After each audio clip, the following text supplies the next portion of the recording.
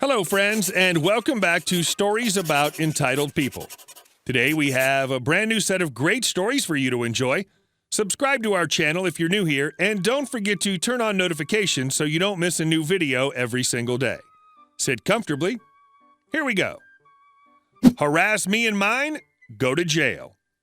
Many years ago, I bought a house in a neighborhood with a very restrictive HOA.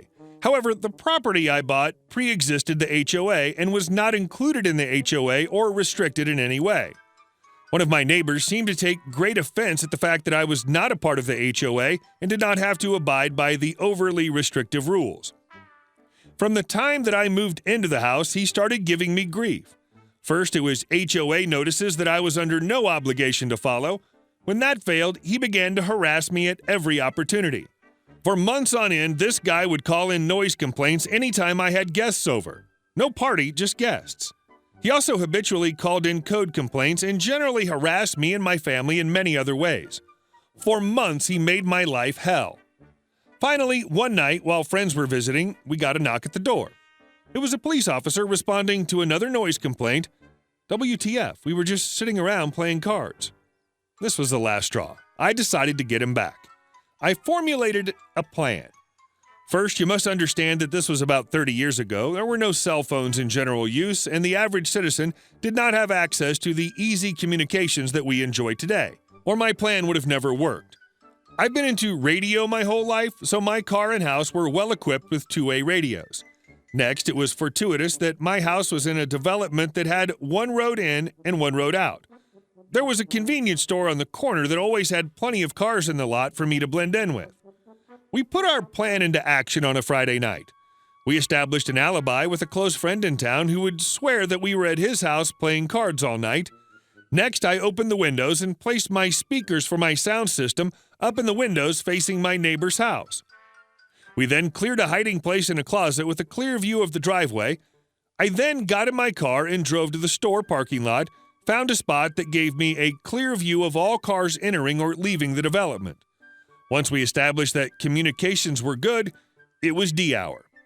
My wife turned on the stereo to rock music at full volume, rattling the neighborhood.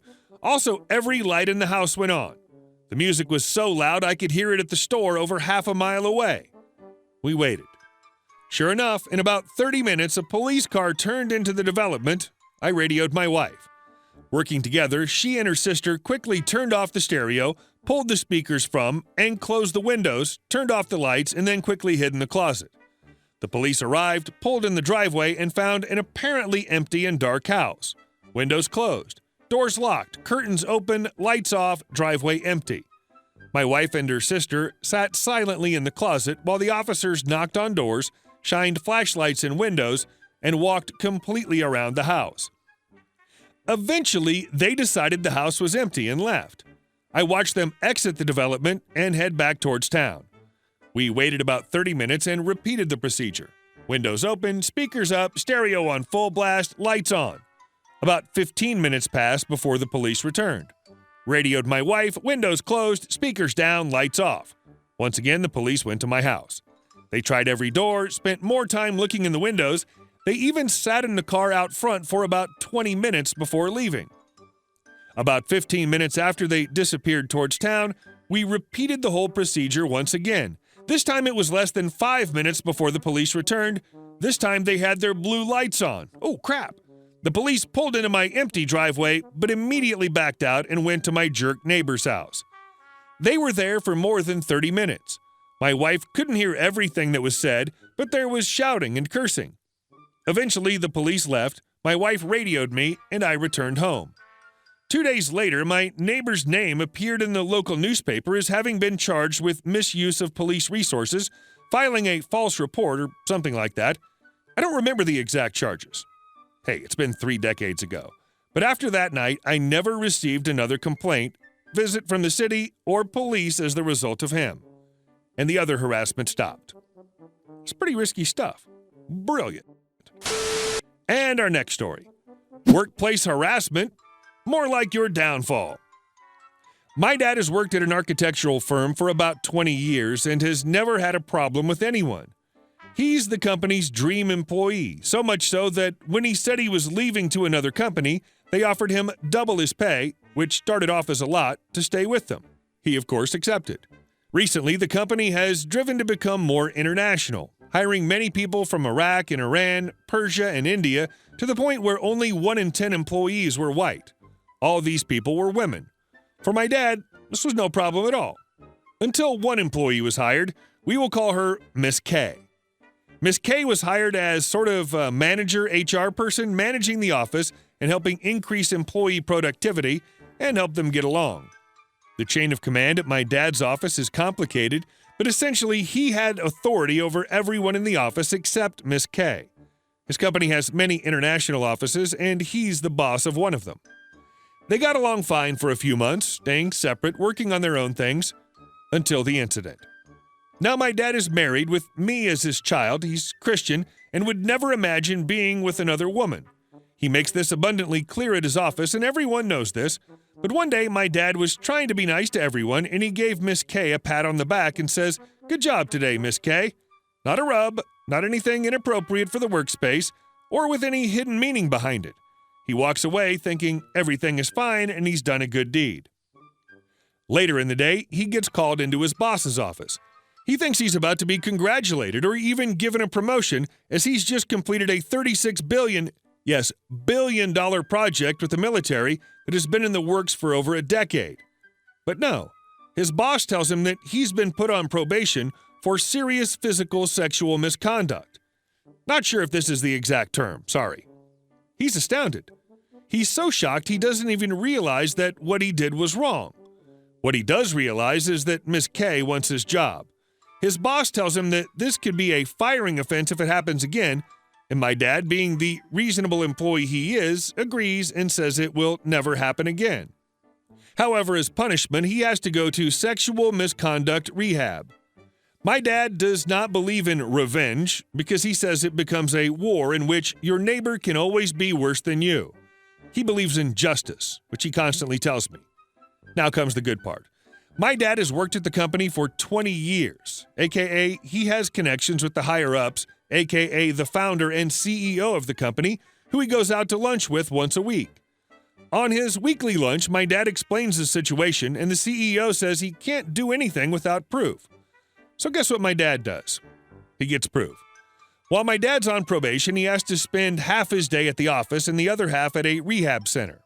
Yes, it was actually called a rehab center. The half he spends away, Miss K is in charge. The half he spends at the office is still with Miss K, so he decides to watch her like a hawk. I know it may seem a little creepy, but by this time my dad was in need of some sweet, poetic justice. He watches what time she arrives and when she leaves, how often she works, and when she leaves for her lunch break. One thing he noticed was that she and one other employee always took their break at the same time and left and arrived at the same time. When she was making her rounds of the office, she took an extra amount of time checking on him. We'll call him Mr. K, for irony's sake. Company policy dictates that no inter-office relationship can be unannounced. Basically, if you have a relationship, you have to tell the boss. This is for reasons unknown to me, but my best guess is so there are no distractions or mistakes in a $36 billion project. My dad concluded that they were having a relationship. He didn't have enough evidence to prove it, but he had enough to at least start an investigation. This is bullet 1. Bullet 2. Another part of Miss K's job was to measure employees' progress in a day and report it to a boss higher than my dad. After her sexual harassment case, someone else evaluated my dad's progress for fairness' sake. My dad watched Mr. K and realized Miss K had boosted his numbers significantly, so much so that while Mr. K was on break, it showed him working. This was the thing that really got Miss K and Mr. K fired. What they did was close to frauding the company, and the company could personally sue them.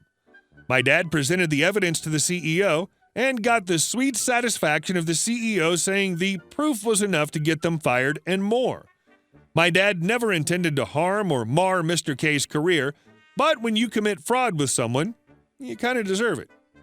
Mr. and Miss K were both fired, and Miss K was sued for the entire profit Mr. K had made during his time there when Miss K was there at the same time.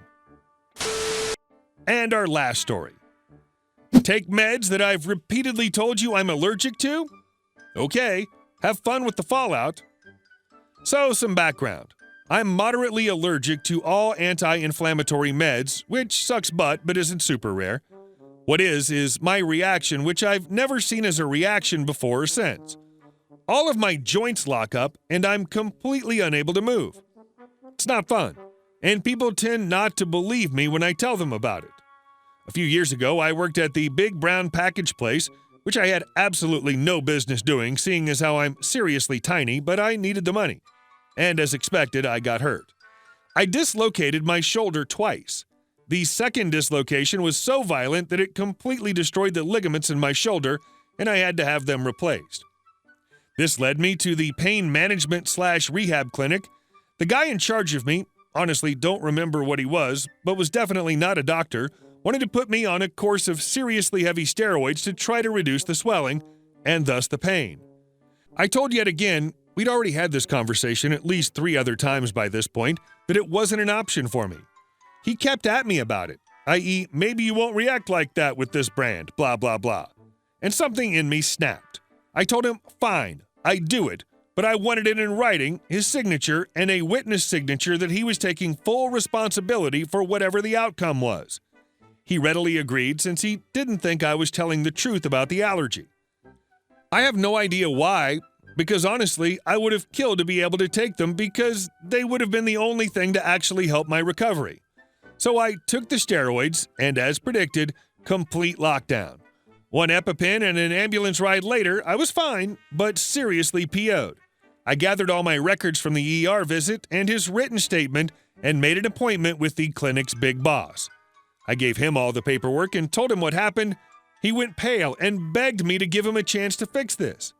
I agreed, but said that if I wasn't satisfied with the outcome, it would be dealt with by my lawyer.